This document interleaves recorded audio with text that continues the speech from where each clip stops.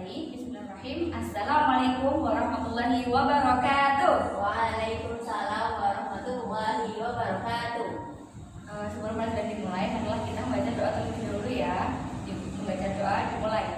A'udzu billahi minasyaitonir rajim. Bismillahirrahmanirrahim. Raditu billahi rabban wa bil islami dinan wa bi Muhammadin nabiyyan wa rasulah. Rabbi zidni ilma warzuqni fahma. Amin. Amin. Semoga pelajaran hari ini dapat memberi manfaat untuk kita semua ya. Amin. Baik anak-anak, apa kabarnya hari ini? Alhamdulillah, luar biasa. Allahu Akbar. Ada yang tidak masuk? Enggak. Masuk semua ya? Ya. Oke, baik. Nah, sekarang kita tuh mau belajar apa sih? SKI. Iya, SKI. Materinya apa? Jadinya Materinya apa? peradaban daulah manusia. Nah, jadi berarti kalian udah belajar ya tadi malam. Jadi pada pagi hari ini kita akan mempelajari tentang jejak peradaban dinasti Abbasiyah. Tujuan pembelajaran kita hari ini adalah agar anak-anak bisa mengetahui runtuhnya Daulah Umayyah sampai terbentuknya dinasti Abbasiyah. Sekarang ibu mulai dulu dari yang pertama, yaitu di Daulah Abbasiyah itu muncul setelah keruntuhan dinasti Umayyah. Jadi dinasti Umayyah itu memimpin kurang lebih 90 tahun sejak tahun 661 Masehi sampai 750 Masehi yang dipimpin oleh 14 orang khalifah. Nah, setelah Khalifah Hisham bin Malik, khalifah selanjutnya yang memimpin Daulah Umayyah tidak dapat mengendalikan pemerintahan dan juga keamanan karena adanya faktor internal dari keluarga dan juga perebutan kekuasaan. Nah, ada beberapa faktor yang menyebabkan runtuhnya Daulah Umayyah. Yang pertama yaitu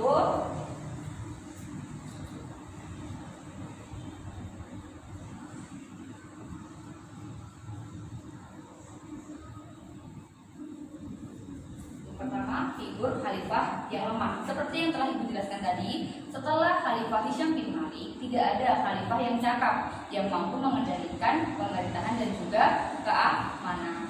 Yang kedua,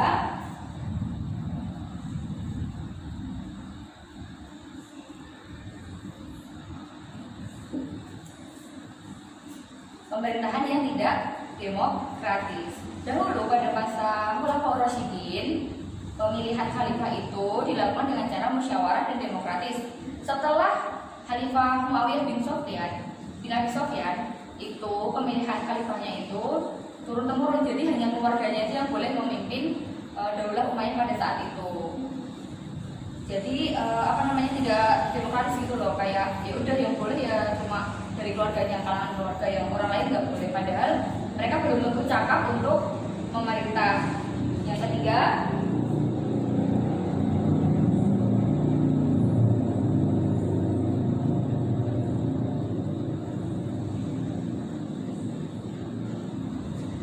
yaitu pusat pemerintahan dari Madinah ke Damaskus.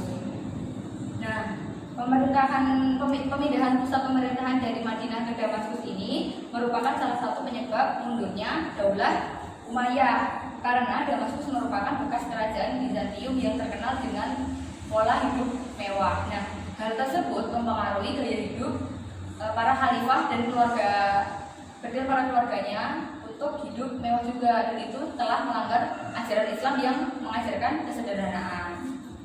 Yang keempat,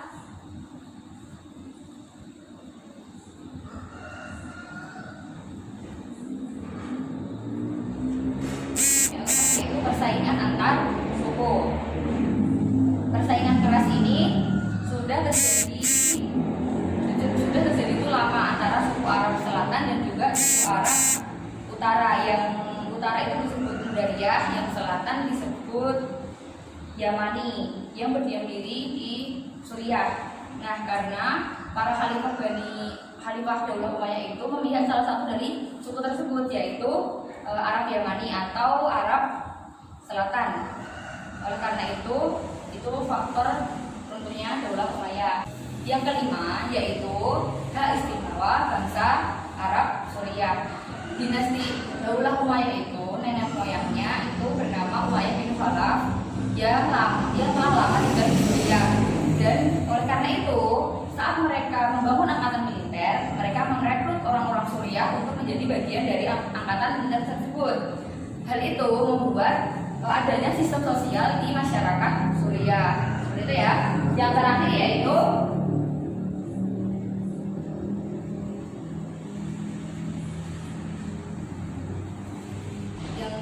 yang terakhir ketidakpuasan sejumlah pemeluk Islam non-Arab atau bisa disebut dengan kaum Mawali. Pendatang baru bangsa-bangsa lain ini disebut dengan Mawali. Apa tadi? Disebut dengan Mawali. Mereka bersama-sama bangsa Arab mengalami beratnya peperangan, tetapi diperlakukan sebagai masyarakat kelas 2 karena mereka bukan orang Arab. Nah, setelah itu mereka itu merasa tidak puas karena status Mawali ini menggambarkan inferioritas ditambah dengan keangkuhan bangsa Arab yang diperlihatkan pada masa Daulah Umayyah. Nah, sebenarnya dari 6 faktor ini ada penyebab utama yang menjadikan Daulah Umayyah itu runtuh. Apa sih? Di sini bukunya yaitu tergulingnya kekuasaan Daulah Umayyah itu adalah munculnya kekuatan baru yang dipelopori oleh keturunan Abbas bin Abdul Muthalib. Gerakan ini mendapat dukungan penuh dari Bani Hashim, golongan Syiah dan juga kaum Mawali. Kaum Mawali yang tadi loh, yang karena tidak puas karena pemerintahan dari Daulah Umayyah tadi. Nah, golongan-golongan tersebut membantu suatu kekuatan gabungan yang dikoordinasi oleh keturunan Al-Abbas. Al-Abbas sendiri itu keturunan dari paman Nabi Muhammad SAW untuk meminta bantuan masyarakat luas. Lalu golongan Bani Abbas ini melakukan propaganda yang mereka sebut sebagai usaha dakwah, yaitu kayak sembunyi-sembunyi di bawah tanah gitu loh. Itu namanya ya dakwah pakai apostrof ya, bukan dakwah yang pakai K. Jadi ini beda, golongan dakwah di situ ada di buku. Nah, gerakan ini dimulai ketika Umar bin Abdul Aziz berkuasa. Umar bin Abdul Aziz kan salah satu khalifah di Daulah Umayyah. Seperti itu. Nah, setelah ada propaganda tadi, keruntuhan Umayyah itu benar-benar terjadi karena kemenangan pasukan Abu Abbas tadi yang didukung oleh pasukan Abu Muslim Al-Khurasani dalam pertempuran Zabulu melawan pasukan Khalifah Marwan bin Muhammad pada tahun 748. Hal itulah yang menyebabkan munculnya dinasti Abbasiyah. Untuk proses berdirinya Daulah Abbasiyah dibuka halaman selanjutnya. Nah, sebelum upaya mengalahkan Daulah Umayyah dalam pertempuran, pemikiran bahwa setelah meninggalnya Rasulullah itu yang berhak melanjutkan kepemimpinan itu ya keturunan Rasulullah gitu loh, paham? Yang itu pernah dikumandangkan oleh Bani Hashim atau kaum Alamiyum. Nah, akibat dari kesalahan dan keliruan yang dilakukan oleh Daulah Umayyah ini muncul 8 kelompok yang merasa tidak puas terhadap pemerintahan Daulah Umayyah. Kelompok yang pertama apa? Kelompok disebut apa tadi? Suku Mawali. Nah, ini mereka memprotes karena mereka di kelas 2 kan pada saat Daulah Umayyah berkuasa. Ini yang kedua, kelompok Syiah dan Khawarij. Mereka itu mereka itu menganggap Daulah Umayyah itu merampas kekhalifahan karena Syiah dan Khawarij ini kan mendukung Ali bin Abi Thalib. Pihaknya di Ali bin Abi Thalib karena beliau menantu Rasulullah. Jadi mereka itu memikir yang harus melanjutkan kekhalifahan Ali yaitu ya keturunan Rasul gitu loh, bukan orang lain, seperti itu. Yang ketiga,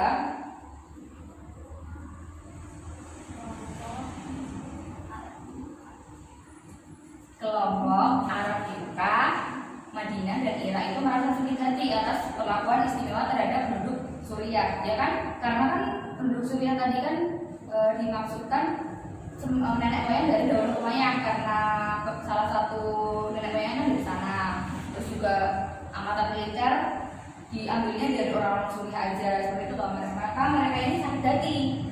Mereka itu memberontak juga dan mereka sangat mendukung Daulah Umayyah itu runtuh. Yang keempat,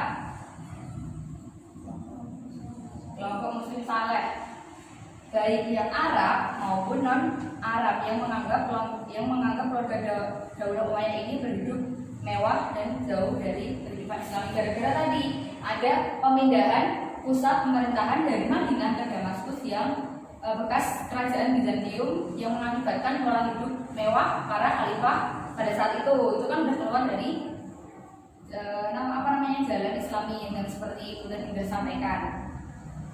Nah, dari kelompok-kelompok tadi yang paling mendukung untuk runtuhnya Daulah Umayyah itu kelompok Syiah dan Khawarij, yaitu kelompoknya keluarga Ali bin Abi Thalib. Seperti itu ya.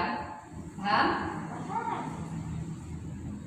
Nah, untuk membentuk daulah apa sih ya? Ada langkah-langkah yang harus ditempuh oleh Bani Abbas. Yang pertama yaitu membentuk gerakan.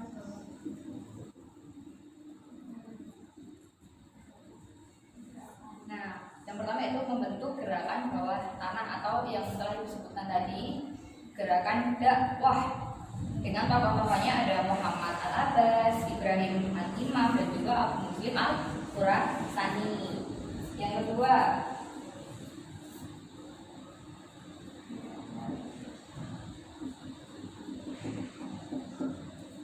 yaitu menerapkan politik bersahabat. Ini salah satu taktiknya ya. Jadi Daulah Abbasiyah itu tidak melihatkan kebenciannya terhadap Daulah Umayyah, makanya mereka menggunakan politik bersahabatan ya. Jadi seolah-olah tidak bermusuhan, padahal juga pengen meruntuhkan Daulah Umayyah benar-benar runtuh, benar-benar hilang karena ingin menguasai pemerintahan seperti itu. Makanya menerapkan politik yang bersahabat. Nomor 3,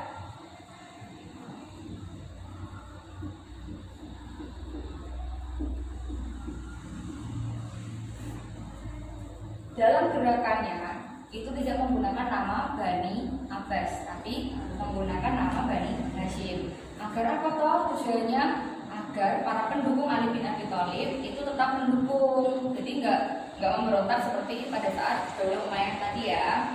Karena mereka itu kan juga sama-sama keturunannya Bani Hashim seperti itu. Yang nomor 4,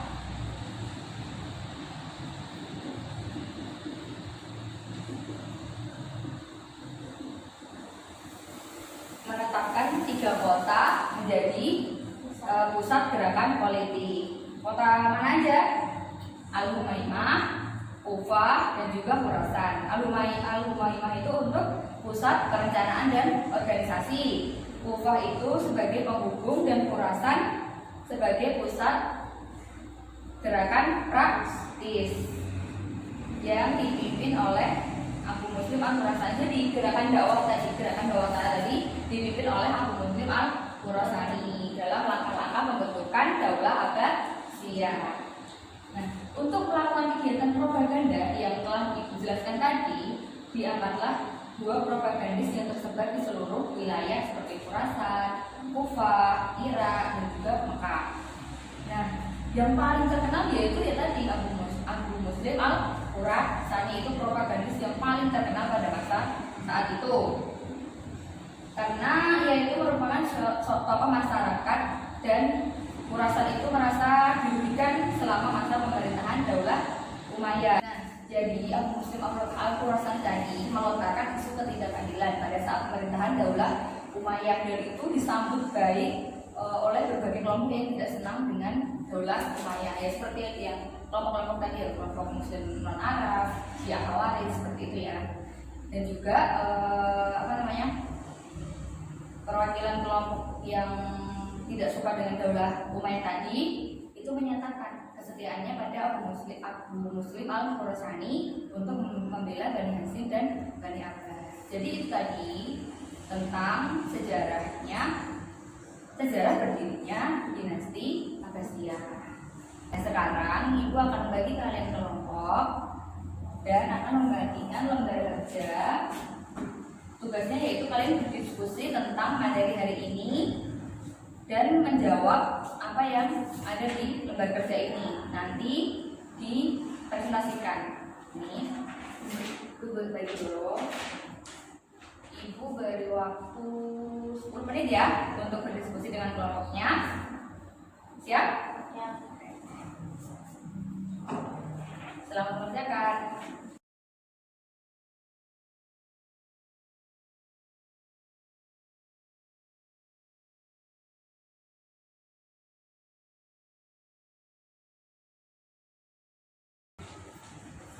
Sudah selesai?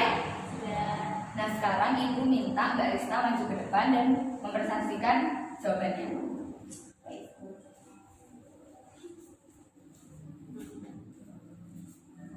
Keruntuhan Daulah Umayyah dilatar belakangi setelah Khilafah Indonesia bin Abdul Malik. Para khilafah Bani Umayyah sangat lemah dan tidak bisa mengendalikan pemerintahan dan keamanan. Terus adapun beberapa sebab yang mendorong runtuhnya Bani Daulah Umayyah diantaranya sebagai berikut: figur khalifah yang lemah, terus pemerintahan yang tidak demokratis, pemindahan pusat pemerintahan dari kota Madinah ke Damaskus, persaingan antar suku, hak istimewa bangsa Arab Saudi. Terus satu lagi, ketidakpuasan sejumlah pemeluk Islam non Arab Mawali atau Mawali. ya tepuk tangan dulu buat Mbak Rista. Silakan duduk. Paham? Ada pertanyaan? Tidak. Belum? Sekarang ibu kasih kuis ya. Ditulis soalnya. Yang pertama, sebutkan faktor-faktor yang menyebabkan runtuhnya Daulah Umayyah.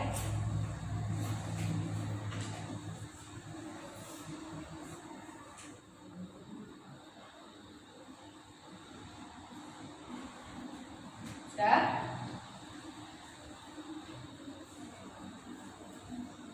Soal nomor 2, sebutkan langkah-langkah yang dilakukan Bani Abbas untuk mendirikan Daulah Abbasiyah.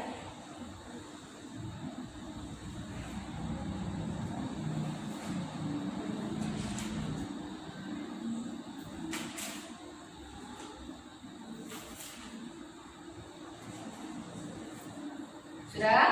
Sekarang dikumpulkan ya. Sudah belum? Dikumpulkan.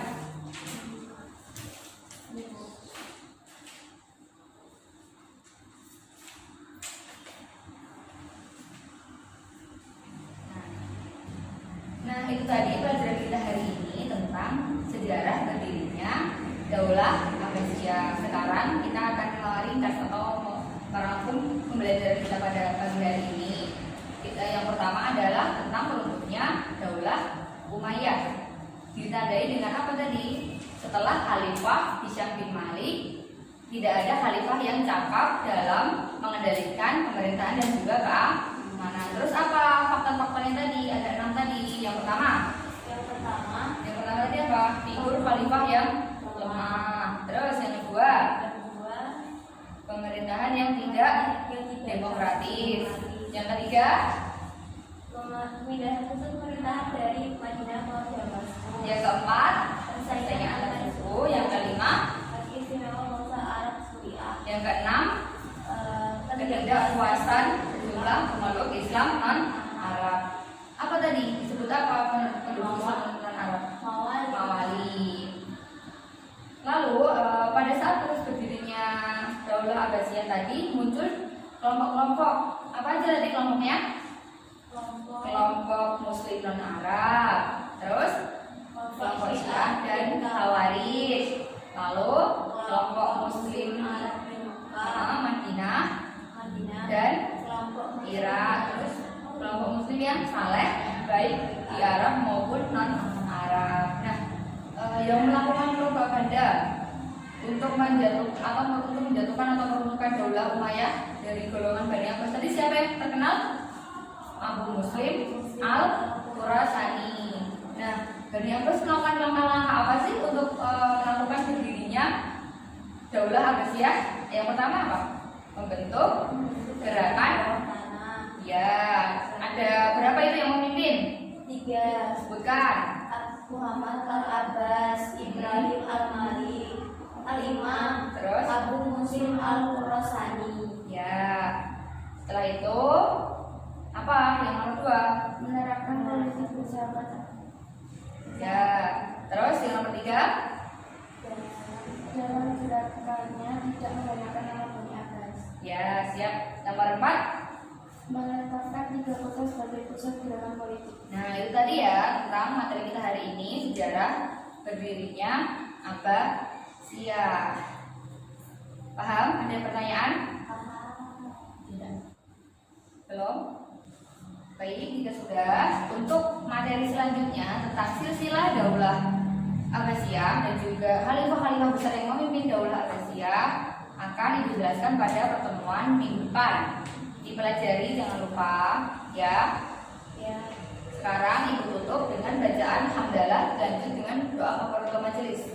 Alhamdulillahirabbil alamin. Subhanakallahumma wa bihamdika asyhadu an la ilaha illa anta astaghfiruka wa atubu ilaik. Terima kasih, jangan lupa belajar. Wassalamualaikum warahmatullahi wabarakatuh. Waalaikumsalam warahmatullahi wabarakatuh.